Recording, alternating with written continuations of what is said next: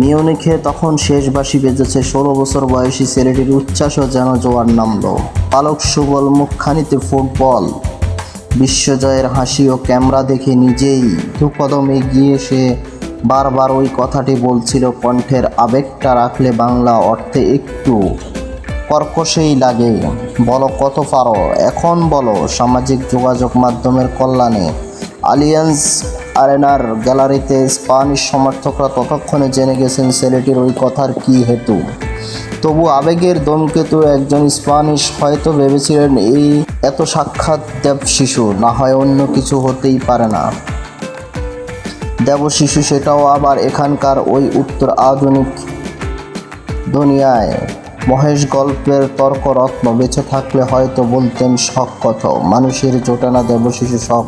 Spanish সমর্থকেরাও তখন হয়তো নাছোড় হয়ে পাল্টা বলতেন হ্যাঁ, লামিয়ানে ইয়ামাল রক্ত মাংসের মানুষই, কিন্তু তার জীবন পথে সৃষ্টিকর্তা এবং দেবতার যে অদ্ভুত অলৌকিক স্পর্শ, তা কি ব্যাখ্যা?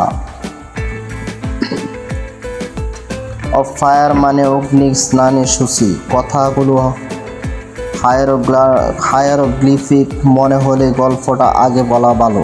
এই গল্প ব্রিটিশ সংবাদ মাধ্যম গার্ডিয়ানকে বলেছেন ফ্রিল্যান্সার আলোকচিত্র হুয়ান মনফোর্ট।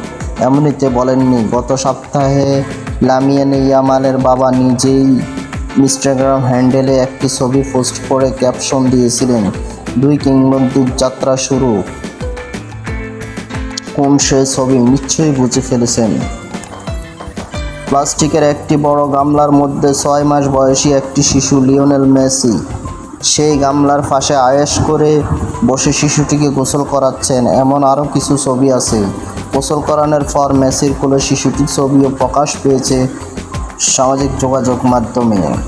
সেই শিশুকে এতদিনে সেটাও আপনারা জানা, কিন্তু কিভাবে দুটি চরিত্র ছবিতে এক সূত্রে গাঁথা পড়ল, তাও এই পৃথিবীর অলৌকিক সব গল্পের মতোই বিস্ময়।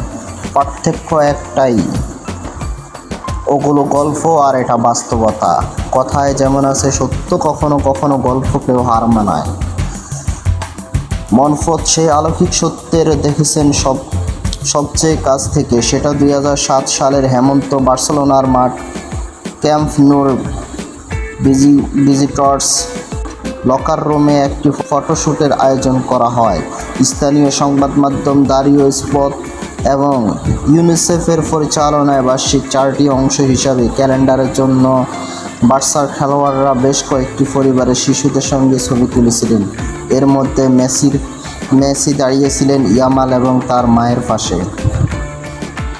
কেউ বলে দেয়নি কিংবা কোনো নির্দেশনাও ছিল না, প্রকৃতি দুজনকে পাশাপাশি দাঁড় করিয়ে দিয়েছিলেন। মনফোর্ট এরপর বলেছেন, গল্পের সবচেয়ে আশ্চর্যকর অংশটুকু ফটোশ্যুটের শিশু বেছে নিতে ইউনিসেফ লটারির আয়োজন করেছিলেন ব্রোকা ফন্ডা অঞ্চলে, যেখানে লামিনের পরিবার বাস করত। ক্যাম্প নুতে বার্সার খেলোয়াড়দের সঙ্গে নিজের বাচ্চার ছবি তুলতে তারাও লটারিতে অংশ নেয় এবং জিতেছিল। এবার একটি রচনামূলক প্রশ্ন, ইয়ামালের বেড়ে ওঠার পথটা আপনার জানা? মেসির মতোই উঠে এসেছেন বার্সার ফুটবল খামার লা মেসিয়া থেকে। প্রতিবার ধুতি ছাড়ানো গলকানোর খুব অল্প বয়সে বার্সার মূল দলে তাকে তুলে আনেন সাবেক কোচ জাভি হার্নান্দেজ। তারপর থেকে ইয়ামাল মাঠে নামলেই যেন টুপটাপ করে হেমন্তর জরাপাতার মতো খসে পড়ে রেকর্ড। বার্সেলোনা ও স্পেন দলের ইতিহাসে সর্বকনিষ্ঠ খেলোয়াড়, ইউরোর সর্বকনিষ্ঠ খেলোয়াড় চাইলে ইয়ামালের নামের পাশে এমন আরও কিছু সর্বকনিষ্ঠ রেকর্ড যোগ করা যায়। খুব অল্প বয়সে প্রতিযোগিতামূলক ফুটবলে নেমে পড়ায় কেউ বলেন এসব রেকর্ড তো সে জন্যই বটে, ওই যে নেমে পড়াটা সেটা কিন্তু অমিত প্রতিবার বলেই। মেসিরও তাই। 17 বছর আগে ইয়ামালকে মেসি যখন গোসল করাচ্ছিলেন তখন তার বয়স 20 বছর। ততদিনে সর্বকনিষ্ঠের বেশ কিছু রেকর্ড তার হয়েছে। লোকেও বলা বলি করেছে নির্ঘাত কিংবদন্তি হওয়ার পথে। পরে তো মেসি কারো চোখে ফুটবল দেবতা হলেও এখন প্রশ্ন হলো, এটা কি শুধুই ভাগ্যের খেল, নাকি কল্পনার মানুষপটে তাকিয়ে প্রকৃতির অন্তর্নিহিত একটি বার্তাও ধরে ফেলা সম্ভব?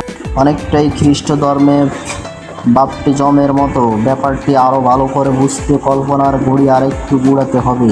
খ্রিস্ট ধর্মে ফাদরি বাচ্চাকে গোসল করিয়ে তাকে ঈশ্বরের সন্তান হিসেবে গ্রহণ করেন।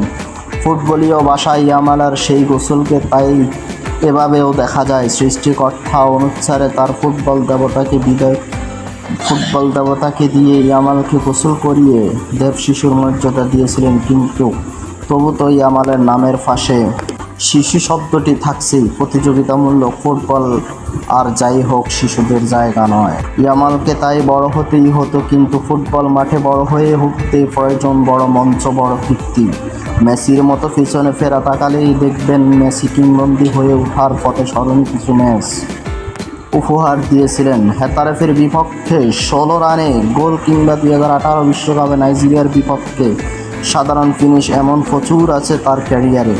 ইয়ামালও সর্বকনিষ্ঠ হিসাবে রেকর্ডের পর রেকর্ড করতে করতে তার প্রায় 1 বছর পেশাদার ক্যারিয়ারের সবচেয়ে বড় মঞ্চটা পেয়েছিলেন গতকাল রাতে মিউনিখে, ইউরোর সেমিফাইনাল। সেখানে কি খেলা গেল, সেখানে যা দেখা গেল সেই বিবরণীতে যাওয়ার আগে পাঠভূমিতে তাৎপর্যপূর্ণ সেমিফাইনালের প্রতিপক্ষ ফ্রান্সের মিডফিল্ডার আর্দিয়া বারিও ম্যাচের আগে একটু চাপিয়ে ফেলেছিলেন ইয়ামালকে। 16 বছর বয়সী ছেলেটির জন্য ইউরোপ সেমিফাইনাল তার ওজনের চেয়েও বেশি হয়ে যায় কিনা, এমন প্রশ্নে বারিও বলেছিলেন, অবশ্যই ফাইনালে উঠতে হলে সে এখন পর্যন্ত যা করেছে তার চেয়ে বেশি কিছু করতে হবে।